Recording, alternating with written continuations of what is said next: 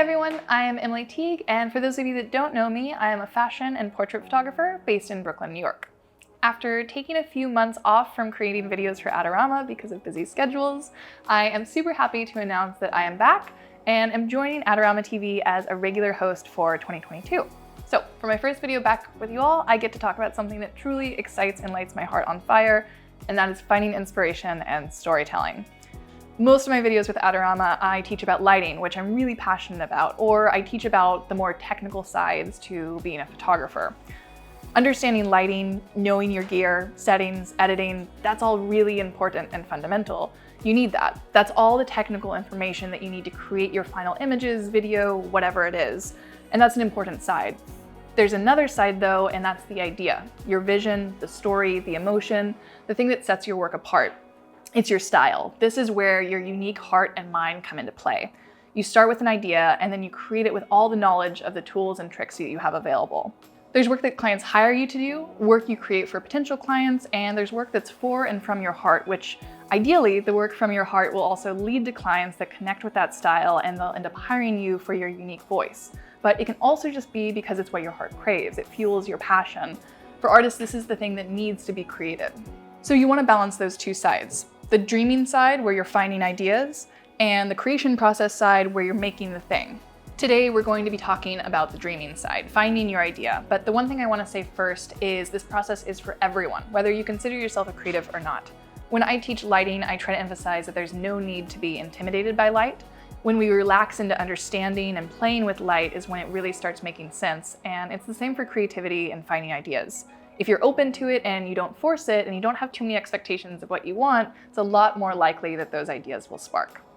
So now let's go into a few practices I've discovered that have changed the way I approach work, and I really hope you'll try some of them out.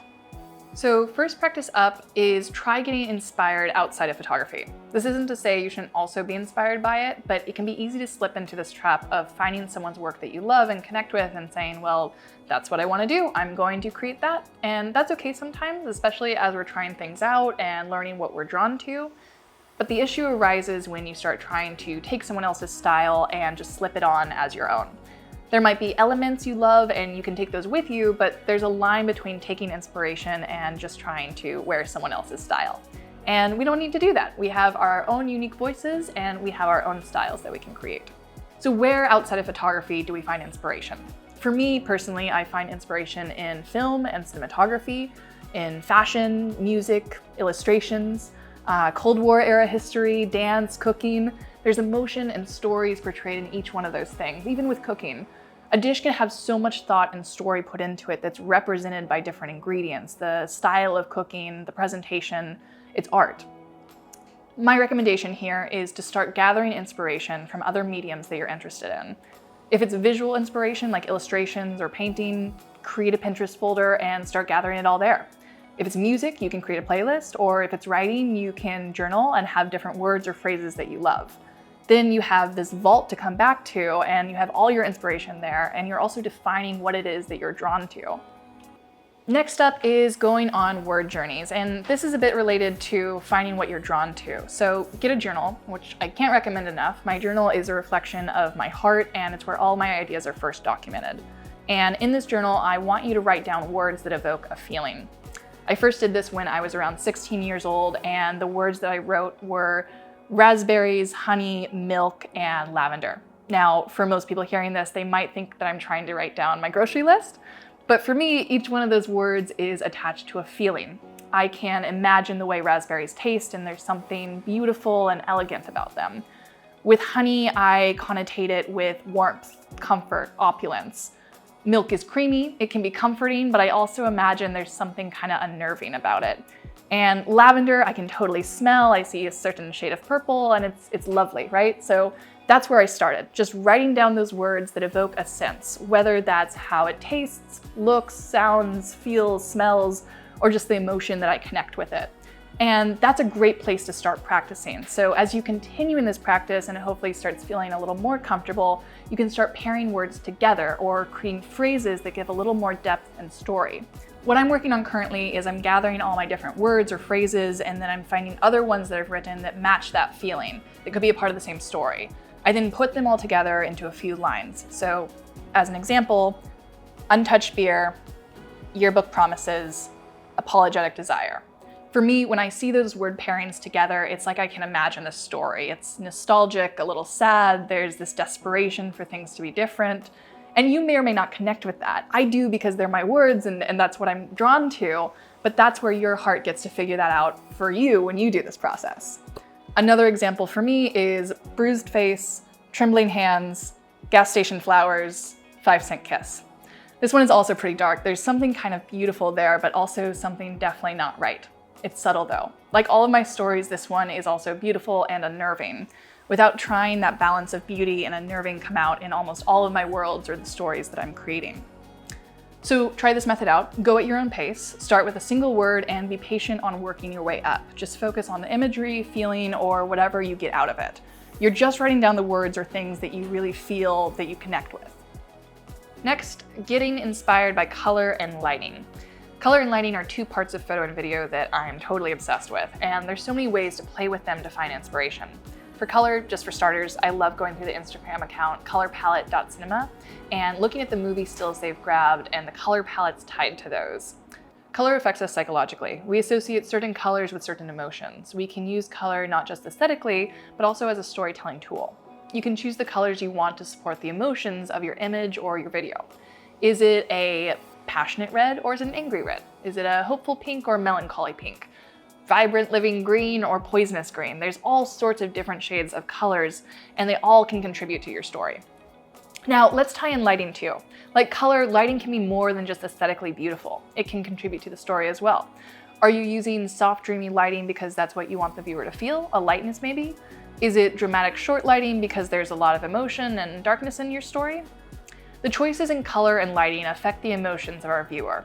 It's making your story more immersive. It has more depth to it. Through color and lighting and framing and all these other tools that we have available, we're able to manipulate the emotions of the viewer into feeling what we want them to feel. The way the model or character is feeling in your story, that's how we can make the viewer feel it as well. It can, and in my mind should be, this immersive experience for your audience.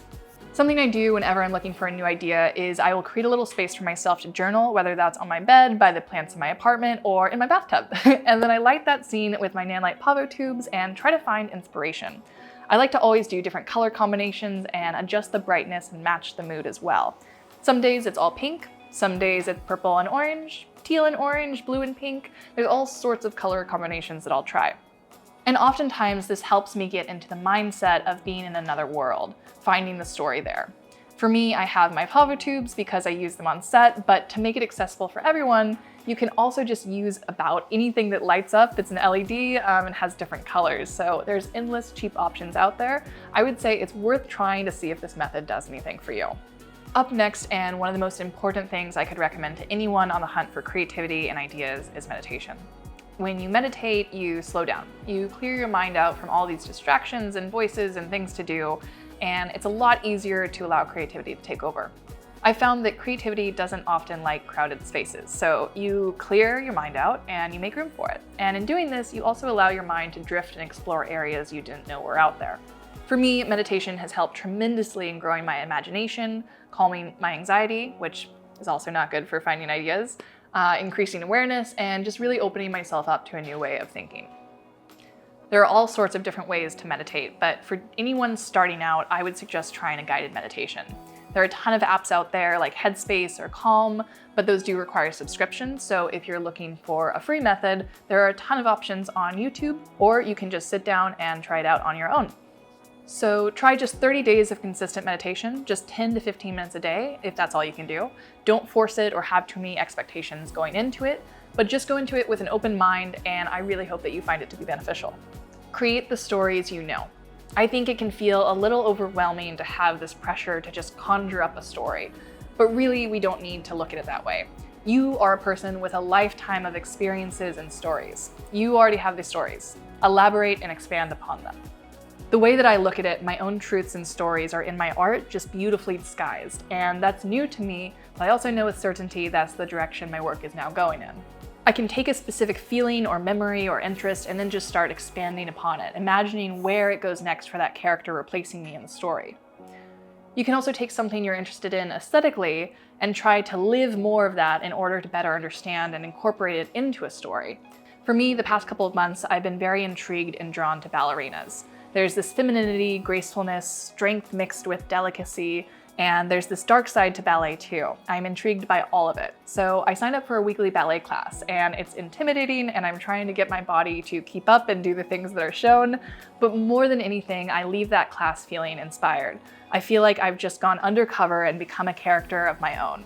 And now with this real life experience, I get to go back to that story and expand upon it, define the story, and then create through photo and video.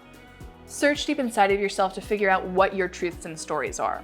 What are the lessons that you've learned? Which ones are you learning right now? Do you want to tell the story of something you overcame? Maybe the story of a beautiful but short-lived romance, or the connection between siblings. Whatever your truth is, create it. And that's it. I could talk forever about inspiration, story, and art, so I needed to find a stopping point for this video, but I really hope that this connects with some of you, and if it does, please let me know in the comments. I'd love to dive deeper into this in future episodes if people are interested, so let me know your thoughts, and I truly hope that any of these practices can be beneficial for your creative process. I am happy to be back, and I will see you all next time.